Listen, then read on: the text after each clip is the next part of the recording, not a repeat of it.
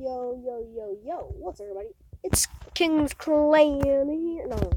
But today, if y'all didn't hear the news, Kyrie Irving was just traded for Isaiah Thomas, Jake Crowder, this other guy from some random country, and the Nets 2018 first-round pick.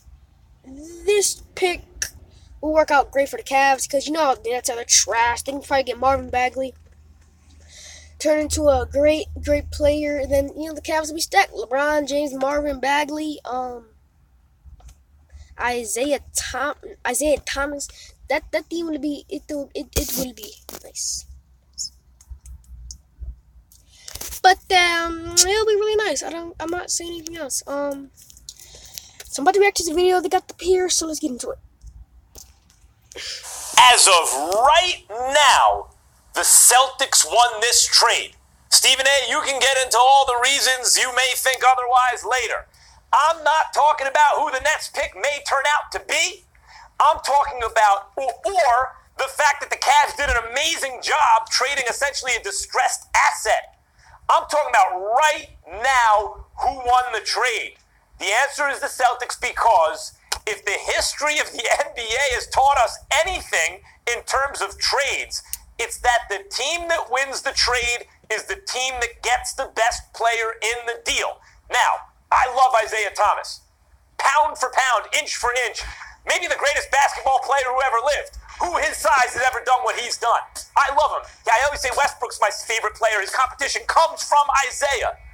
But he's not as good as Kyrie Irving. I'm sorry, he's not. Isaiah offensively can approximate Kyrie, no doubt about it.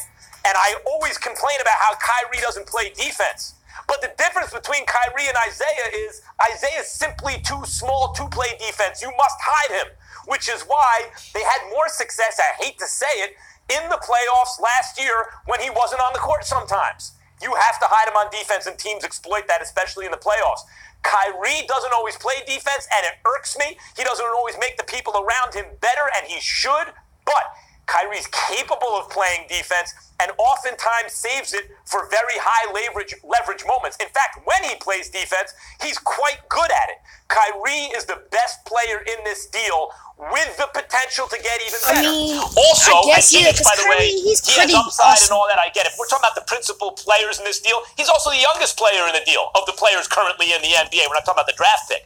So the youngest player, who signed for 2 more years at favorable terms to the team, Kyrie, is also the best player. That, my friends, means that the Celtics won the deal. If the draft pick that the Cavs get one day turns out to be better than Kyrie, I'll revise my opinion about this deal. But what are the odds of that? What are the odds that in any given draft, you take a player and with your pick you chose so wisely that you wound up with a player better than Kyrie Irving? The odds are not that high. Frequently, even if you're drafting number 1 overall, the Celtics win the deal because they got the best player in it. We disagree because I don't think it's that simple. And obviously, I'm going to look at it entirely differently. First of all, I'm thinking about the fact that Isaiah Thomas just finished averaging nearly 29 points per game on better than 46% shooting. I'm thinking about the fact that he did that without the services of LeBron James. I'm thinking about the fact that this is a guy that can score quick off the basketball, meaning that he doesn't have to dribble and dance all over the place before doing his thing. Now, Kyrie Irving is absolutely sensational. Please don't get me wrong. This brother's on another level, and I think that it's great that Boston did this deal. But in the same breath, the fact that Isaiah Thomas is the guy that's replacing him, Isaiah Thomas, from a scoring perspective, definitely can fill that void. Then you've got Jay Crowder, who's better than serviceable. He's better than average. He's a pretty damn good player on both ends of the floor, by the way. He can sit up there and average 13 to 15 for you. He can shoot threes. He can hit perimeter shots, and more importantly, he can defend. You combine that with the protected pick, the unprotected pick that they have that can end up being number 1 overall because it's the Brooklyn Nets pick, and we all know how sorry they're expected to be this year. You combine that with the fact that they also acquired Derrick Rose. You have a situation where the Cleveland Cavaliers essentially lost 1 starter and has gained 3 or 4. So not only do you have an offensive juggernaut in Isaiah Thomas, who's going to be more free because you have to worry about LeBron James, who's going to be on the court with him as opposed to what he didn't have in Boston available to him after last year. That makes them very lethal. But from a depth standpoint, from a numbers perspective, you have more bodies, you have more depth, you have basically 3 starters replacing one, along with the... I mean, I don't know who to agree with. I don't know who really won this trade. I really think that the Cavs sort of won it, but at the same time, the Celtics they get Kyrie, but I really think the Cavs it's gonna make them better because you know Isaiah Thomas, he's playing with LeBron James. I mean, Kyrie had issues with LeBron James because of leadership and everything, but I don't think it's gonna affect Isaiah Thomas's gameplay.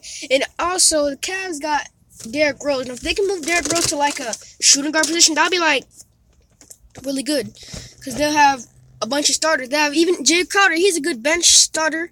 I'm not. What the heck is a bench starter? He's a good bench player. I mean, but I think the Cavs kind of won this trade, but I don't really know. I mean, you could go both ways if you really think about it. But just keep watching.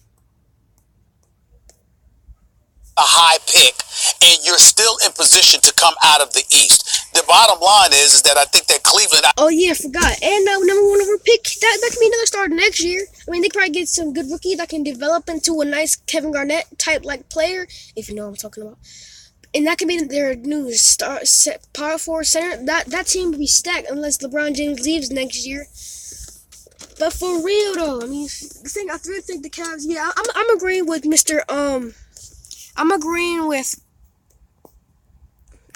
Yeah, I am agreeing with. I am.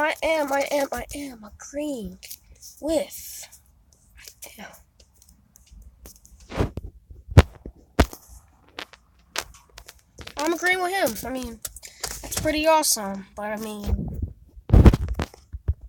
it's great. The Cavs. I mean, they're probably gonna go up against the Warriors again, but it's gonna be really good. Do you think the Warriors can still win a title with this move? Yes, the Warriors. Yeah, I think they're pretty good, and they can still come out on top of this trade. But yeah, I think that's. I mean, the Warriors. That's not gonna really affect them. It's gonna make it a little tougher. Maybe we'll go to 6 or 7 games a year, or 5 games. It might even be a sweep. You never know. I can't predict the future, but y'all can't either. So. I don't think anyone lost in this. I don't blame Boston for doing what they did, and Kyrie, again, is sensational. But when you look at the team that the Cleveland Cavaliers have, when you look at the fact that they're aiming to compete for a championship, and you think about what you replaced Kyrie Irving with, you've got talent in Isaiah Thomas. You've got bodies in a combination of him and Crowder. You had already added Derrick Rose, so 3 to 4 starters basically replaced one, which puts you in better position to compete for the championship. I believe that Cleveland, by a slight edge, won in this thing. Nobody lost at all. But I give the edge to Cleveland. We agree that both teams probably improved, I think. It was a good trade for both teams. That's possible sometimes. You address needs, one team gets deeper, and Isaiah can approximate what Kyrie did on the Cavs, which is essentially when LeBron doesn't want to run the show because he needs a breather, can you become a one-man offense and keep us in the game by scoring a lot? Isaiah can certainly do that. And there are all kinds of interesting things you could do with Crowder. I like Crowder a lot. Stephen A., on Max and Marcellus on our old radio show in L.A., we used to do a game where we'd say, if you had to construct an NBA team, because the Lakers stunk at the time and no superstars wanted to come to the Lakers. So the question was, is it possible to construct an NBA team under the salary cap with players, none of them superstars, but could contend? And 2 of the players at the time that were always on my team were Isaiah Thomas and Jay Crowder.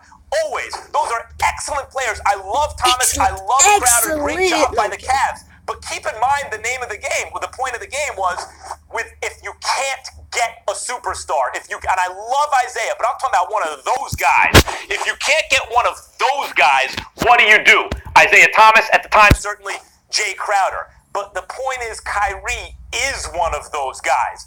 The whole name of the game in the NBA is get your hands on one of those guys. It's the reason Daryl Morey was like, CP3 and James Harden, how do they play together? We'll figure it out later. CP3 is one of those guys, and either you have them or you don't. You're wrong. Now the Celtics have them. Well, there you go, guys. I think the Cavs won slightly, but nobody lost. I mean, you still got the point guard back and everything, but Thanks for watching, guys. So, King's Clan signing out.